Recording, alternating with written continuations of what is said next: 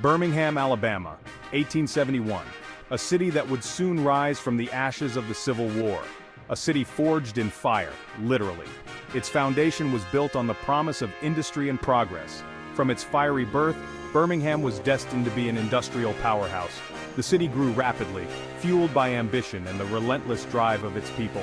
The raw materials were all there: iron ore, coal, limestone. These natural resources were the lifeblood of Birmingham's burgeoning industry, the perfect recipe for iron and steel production. The city had everything it needed to become a leader in the Industrial Revolution, and rising from the flames of this ambition was Sloss Furnaces, a symbol of Birmingham's industrial might and determination. Colonel James Withers Sloss, a railroad man with a vision, saw the potential. He envisioned a future where Birmingham would be the heart of the South's iron industry.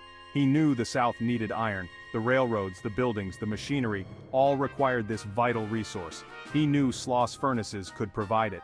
And so, he set out to make his vision a reality. And so began the story of this iron empire. An empire built on the backs of countless workers. But this wasn't just a story of progress and prosperity. It was also a tale of hardship and struggle. This was a story of sweat, blood, and something far more sinister. The working conditions were brutal, and the demands were relentless. Sloss Furnaces quickly became a cornerstone of Birmingham's economy. Its towering stacks and roaring fires were a testament to the city's industrial prowess. It attracted workers from all over, desperate for a job, any job. Men, women, and even children came, hoping to find a better life. But these jobs came at a price. A terrible price. The furnaces demanded sacrifice. The work was dangerous and accidents were common, and they were paid in blood.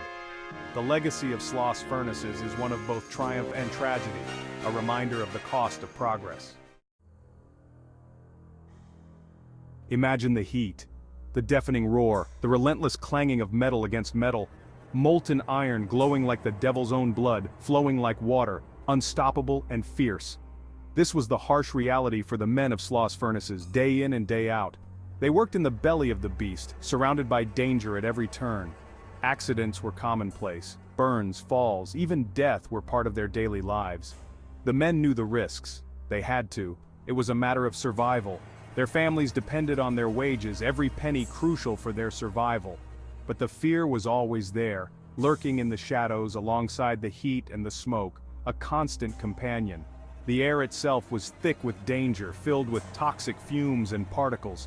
Dust and particles filled their lungs with every breath, a silent enemy. Many men developed lung diseases, their bodies slowly breaking down under the strain, their health deteriorating. But they worked on, fueled by desperation, and a sliver of hope for a better future, clinging to dreams of a life beyond the furnaces. James Slag Wormwood. A name whispered with fear and resentment. A man as hard and unforgiving as the iron they produced. Slag was a foreman at Sloss, notorious for his cruelty. He pushed the men relentlessly, demanding more. Safety was an afterthought to him. Production was all that mattered. He saw the workers as tools, expendable and easily replaced. Under his reign, accidents seemed to multiply. Whispers of his callousness spread like wildfire. Slag became a symbol of everything wrong with Sloss Furnaces. Section 4. Vengeance in the Inferno. A cruel end. One night Slag met a gruesome end. He fell into a vat of molten iron. Some say it was an accident. Others whisper of revenge, of workers pushed to their breaking point. Whatever the truth, Slag's death cast a long shadow over Sloss Furnaces. The story spread. Some said it was justice. Others saw it as a sign of a deeper darkness that had taken root within the walls of Sloss. The furnaces had claimed another victim, but this time it was the tormentor, not the tormented. Section 5. Ghosts in the Machinery. Whispers from Beyond. Years passed. Sloss Furnaces eventually fell silent. The fires went out, the workers moved on, but something remained, something dark and unsettling. Whispers of strange occurrences began to circulate. Unexplained noises, shadows moving in the darkness. People claimed to see figures moving in the shadows, hear the clanging of machinery long since silenced. Were these the echoes of a tragic past, or were the spirits of those who perished within the fiery belly of Sloss back to seek retribution? Section 6. Sloss Furnaces Today. A legacy of industry and terror. Today, Sloss Furnaces stands as a national historic landmark, a proud symbol of the city's rich industrial heritage, a testament to Birmingham's industrial past, where iron and steel once flowed like rivers. But it's also a place where history and horror collide, creating an atmosphere thick with mystery. Tourists come to learn about the iron that built a city, exploring exhibits that tell the story of its rise.